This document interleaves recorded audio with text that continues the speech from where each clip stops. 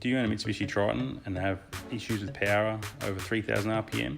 Stay tuned and we'll help you with this little quick fix to sort it out. Your fuel filter is located in the passenger side corner of the engine bay, just behind the battery. We removed the fuel filter to find the fuel filter element had actually fallen apart inside the fuel filter and it had started to block up the intake pipe under hard acceleration. This is a very common fault if the filter is old. So we're able to watch our fuel pressure and fuel target pressure on our scan tool here. So you want to see your target matching pretty much closely to the actual fuel pressure.